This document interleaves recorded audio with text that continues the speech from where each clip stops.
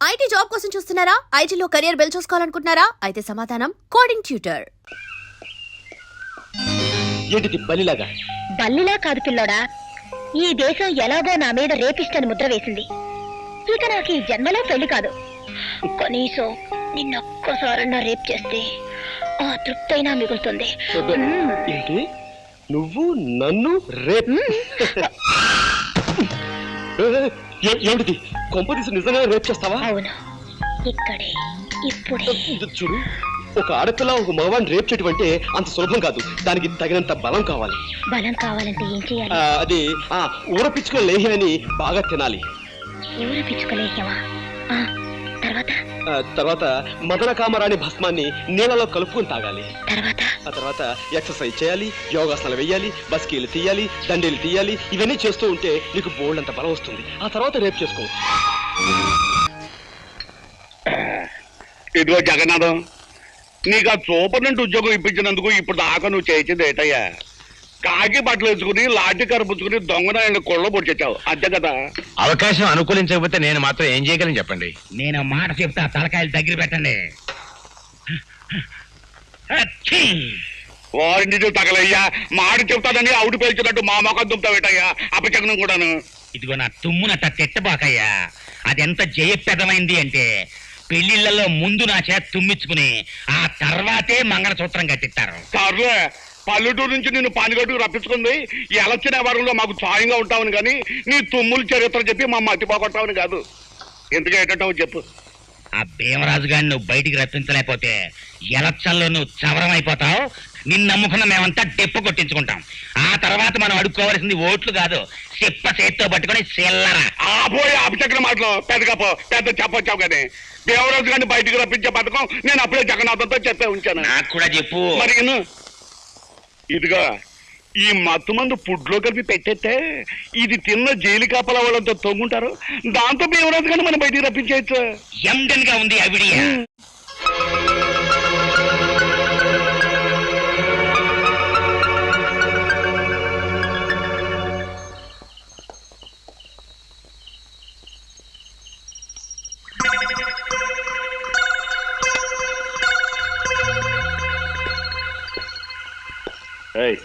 Sentry Venkatrao,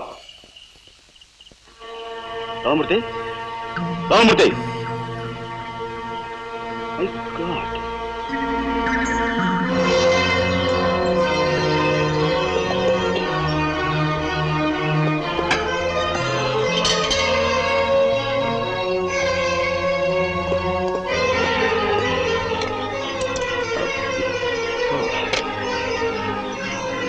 What is it?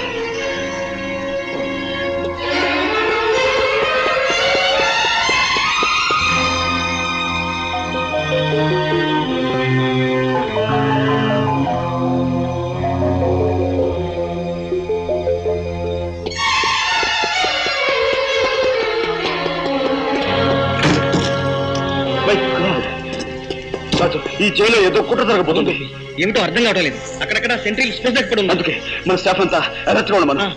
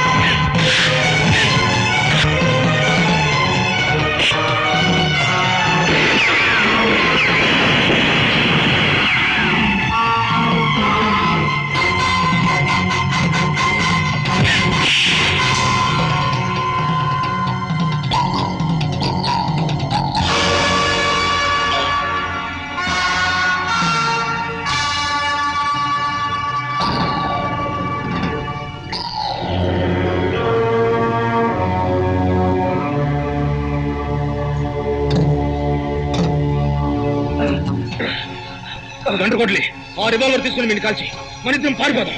గండ్రగొడ్లే, వీడు బయటికి వెళ్తే మళ్ళీ ఘోరాలు తగ్గుతాయి. ఆ రివాల్వర్ ఇటు ఇవ్వు.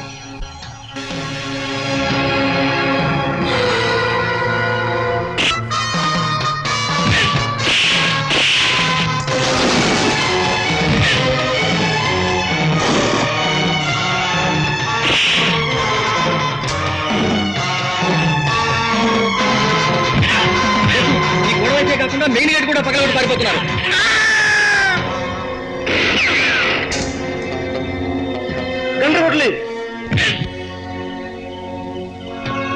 గండ్రగొడ్లే, ఇంత దాడి జరగడానికి కారణం ఆ భీమరాజే. వాడు తప్పించిపోవడానికి వీల్లేదు. మిగిలిన వారి విషయం నేను చూసుకుంటాను. నువ్వు మాత్రం ఆ భీమరాజు విషయం చూడు. అవసరమైతే వాడిని కాల్చేని చంపు, అంతేగాని వాడిని తప్పించుకుపోలేవుకో. ఇదిగో రివాల్వర్, వెళ్ళు. రాజా, My God.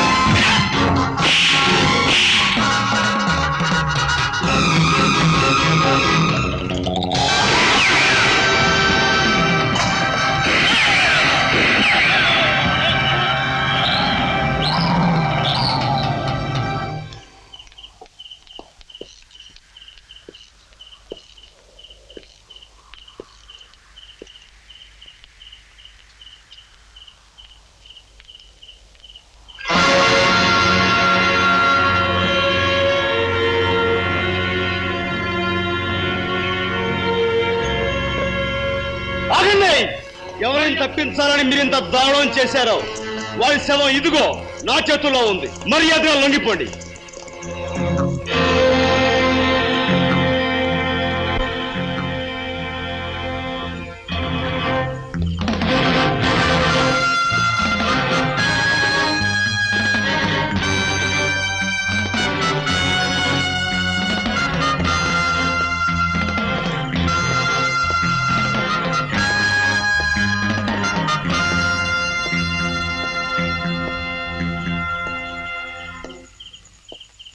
Thank you. ఆ పిస్టల్ ఇవ్వు.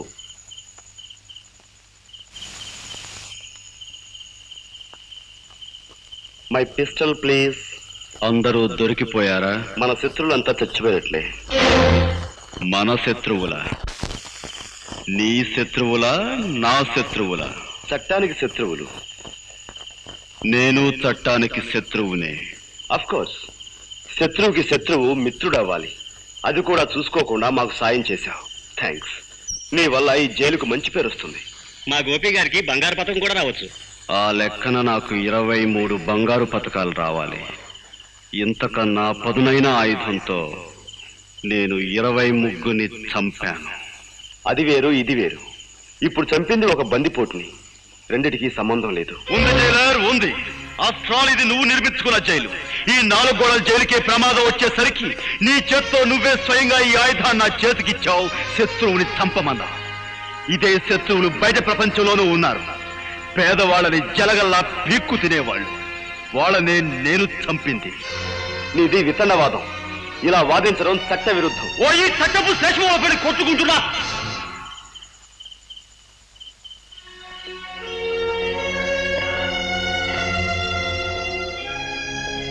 నీ విచక్షణ జ్ఞానం మీద నాకు నమ్మకం ఉంది. నీకు ఆలోచించగలిగే శక్తి ఉంది. ఓ భారతదేశ పౌరుడా, ఆలోచించు.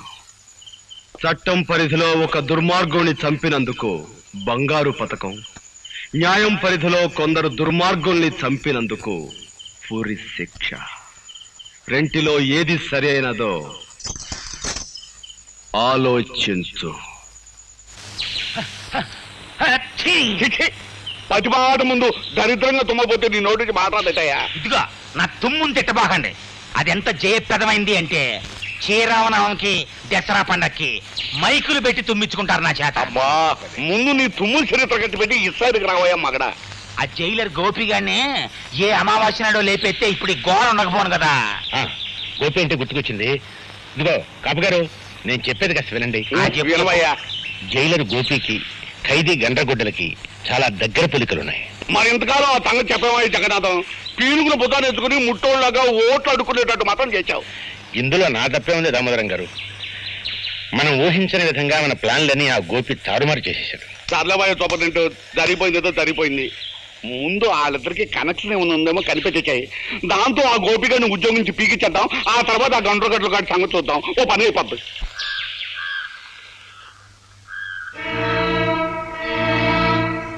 మీరా ఏమిటిలా వచ్చారు? అబ్బే ఊరికే చూసిపోదామని.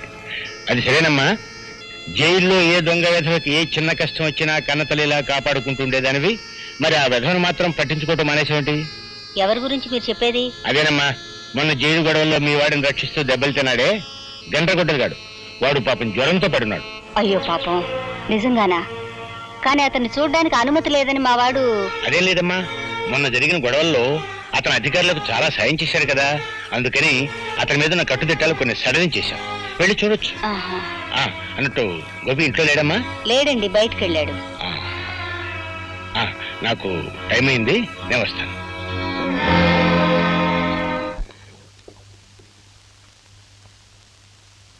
బాబు, నువ్వే కదూ గండ్రగొడ్డలివి? అవును. ఎవరు నువ్వు? నువ్వు ప్రాణాలు కాపాడిన గోపి తల్లిని బాబు. ఉరి ఖాయమైతే నా ప్రాణాలు తీయవలసిన ఆఫీసర్ గోపికి తల్లిరా? ఎందుకొచ్చావు? నీకు జ్వరం వచ్చిందని తెలిసింది. నాకు చేతనైన సాయం చేద్దామని వచ్చాను. పీకలు కోసి ప్రాణాలు తీసే ఈ రాక్షసుడికి నీ సాయం, నీ ఉపకారం అనవసరం. నేనిప్పుడెవ్వరిని చూడదలుచుకోలేదు. వెళ్ళిపో.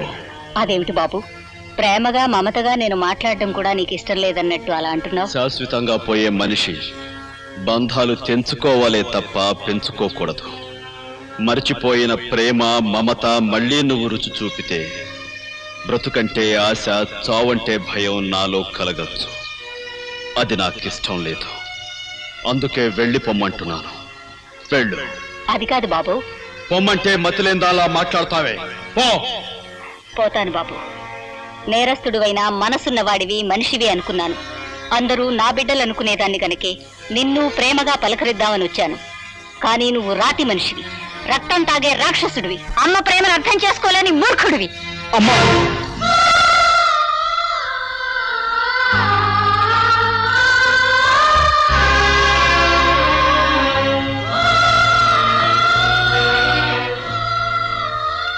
అంత మాట అనకమ్మా. బాబు, నువ్వు. నేనమ్మా నీ రాముని. బాబు, రాము, నువ్వు నువ్వు నా బిడ్డవే.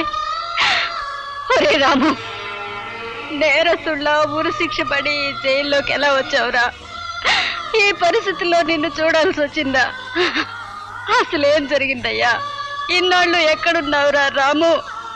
ఎక్కడున్నావురా? చెప్తానమ్మా, చెప్తాను. దామోదరరావు గారికి ఏమైనా ఓటు, ఆంబోతు గుర్తుకి ఏమైనా ఓటు, ఆంబోతు గుర్తుకి ఏమైనా ఓటు, దామోదరరావు గారికి ఏమైనా ఓటు.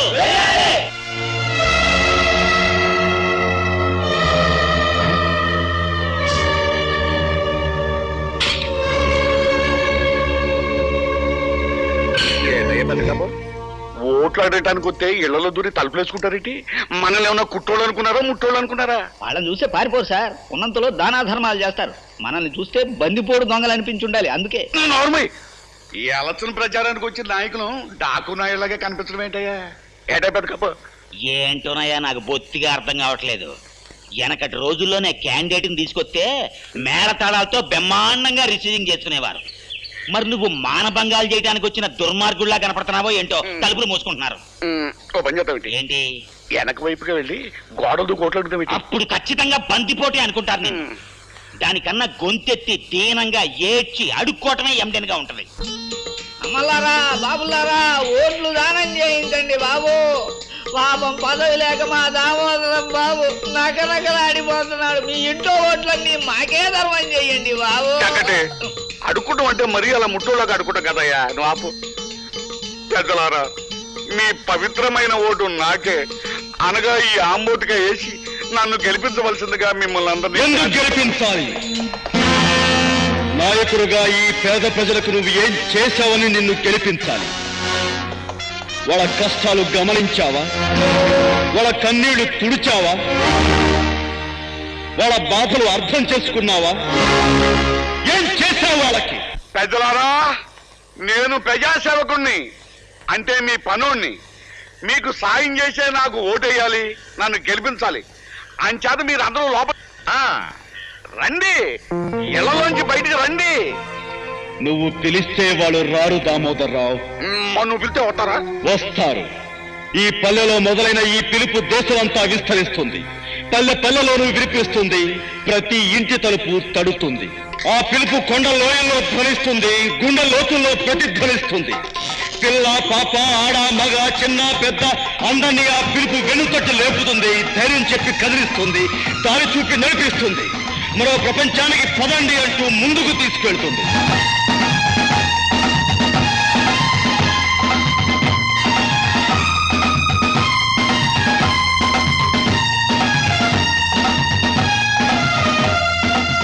ఆశతో, ఆవేశంతో, బలమైన ఆశయంతో ప్రవాహంలాగా, ప్రళయంలాగా సాగొచ్చే ఆ జన ప్రవాహపు ఉప్పెల్లో నీ కుటీర రాజకీయాలు కొట్టుకుపోతాయి. ఆ పిలుపు ప్రపంచంలో నువ్వు గడ్డిపోతావా, ఎగిరిపోతావు. పెద్దలారా, మీరంతా నా వాళ్ళు. అటువైపుకి వెళ్ళకండి. అతనే ఆడి పేరు గొండ్రగొడ్డలి. అలవాటు ప్రకారం చెట్లు నరికేస్తాడు. అంచేత మీరందరూ నా వైపుకి వచ్చేయండి. రండి. నీలాంటి వాళ్ళకే ఇది గండ్రగొడ్డలి దామోదర్రావు. వాళ్ళ కష్టాలు తీరేక ఈ గొడ్డలే వాళ్ళ పొలాలకు నాగలవుతుంది. నీ బలం బలగం చూపించి ఈ ప్రజల్ని భయపెట్టి ఓట్లు వేయించుకోవాలనుకుంటే ఈ గొడ్డలే నీ గుండెల్లో కొలుపు అవుతుంది. జాగ్రత్త. ఇదిగా అసలు ఓటర్లు ఇలా తెలివి మీరిపోవటానికి ఆ గండ్రగొట్లగాడే కారణం. తనేదో ఈ కలియుగానికి కలికి అవతారం అనుకుని అన్యాయం, అధర్మం అంటూ పెద్ద పెద్ద కోతలు కొత్తన్నాడు. మంచి ఐడియా ఇస్తాను, దగ్గర రండి.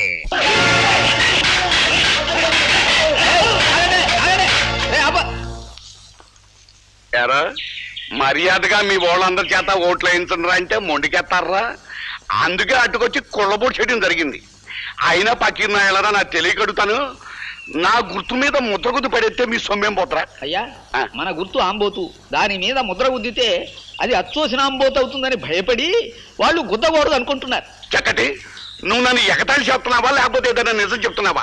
ఎవరైనా చెప్పాయంటే ఇరిగిపోతుంది నాడు. అబ్బా, ఎలక్షన్లు ముందెట్టుకుని చీప్ డిస్కషన్లు ఏంటి? అసలు పాయింట్కి రావాలి కదా. ఇదిగో, మీరు వెనకడికి ఎప్పుడో నా దగ్గర చిల్లర అప్పులు తీసుకున్నారు. వడ్డీ, చక్ర వడ్డీ ప్రకారం అవి అంటురోగంలా పెరిగి 100,000, 1000 అయ్యాయి. ఆ సంగతి మీరంతా మర్చిపోయినా ఆ ప్రాంసరీ నోట్లు నా దగ్గర ఉన్నాయి. మరి నా అప్పు తీర్చమన్నే పట్టాను అంటే మీ కొంప, గోడు, చెంబు, తప్పేళ, మీ పిల్లని తాళిబొట్టు ఇచ్చేయటమే కాకుండా మీ పిల్లల్ని రాళ్ళు రప్పలు కొట్టే వాళ్ళ కింద నాకు అప్పచెప్పాల్సి ఉంటుంది. అంచేత మీరు అందుకు సిద్ధపడతారా? నేను చెప్పినట్టు మా ఆంబోతుకి ఓటేస్తారా? ఆంబోతు నన్ను చూపెట్టావటయ్యా. ఆంబోతు గుర్తుకొని చెప్పవయ్యా. తమరన్నా తమరు గుర్తన్నా ఒకటే సార్. అలాగే. అంచేత మీరు నా అప్పు తీర్చడానికి అన్ని ఇచ్చేసి ఫకీర్లు అయిపోతారో, నేను చెప్పినట్టు ఓట్లేస్తారో తేల్చుకోండి. ఈ ఒకటానికి వేయండి అయ్యా. మళ్ళీ 5 ఏళ్ళ వరకు మీ జోలికి వచ్చినా మీకు కనిపించినా నన్ను చెప్పు తీసుకోకండి. వాళ్ళని ఆలోచించుకొని అయ్యా మగడా. ఆలోచించుకోండి.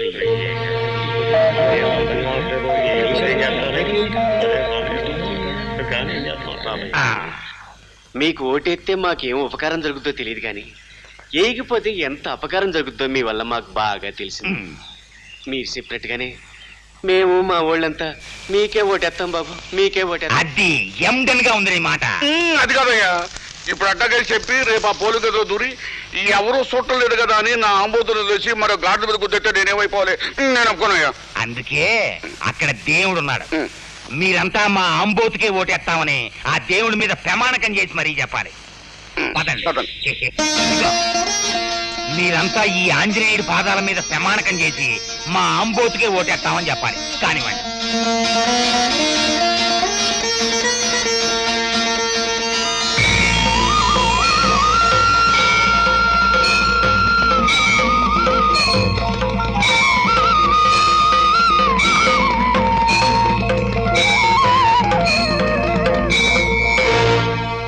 లేదు బాబు, మమ్మల్ని చంపినా సరే నరికినా సరే మేము మీ కోటేయం బాబు. అమ్మనాయారా, ఆఖరి క్షణంలో ఎంత అడ్డం తిరిగిపోయారా? ఏటయ్యా బతుకప్పు, ఈ పల్లెటూరు లోట్లు పడబోతే ఇక మన పని చవరమే. ఇప్పుడు ఏం చేయాలయ్యా? ఇదిగో బాబా, 2-3 తుమ్ములు నా మొఖాన్ని తుమ్మైనా సరే ఐడియా చెప్పయ్యా. ఇదిగో, కొత్తగా కడుపైందల్లా ఊరికే కింద మీద అయిపోకు. ఈ రాజకీయాలు నీ కొత్తగా నాకు అలవాటే. అసలు మనకి ఓట్లేని పల్లెటూళ్ళని ఈ ఆంధ్రప్రదేశ్ మ్యాప్ నుంచే సరిపోయాలి. ఎట్టగయ్యా? చెరువు గట్లన్నీ తెగ్గొట్టేసి పల్లెటూళ్ళని ముంచేసామనుకో, మనకు ఓట్లేని వాళ్ళంతా నీళ్ళలో పడి కొట్టుకుపోతారు. 2-3 రోజుల్లో ఇట్లా జరిగిందంటే మిగతా వాళ్ళంతా భయపడి చచ్చినట్టు మనకే ఓట్లేస్తారు.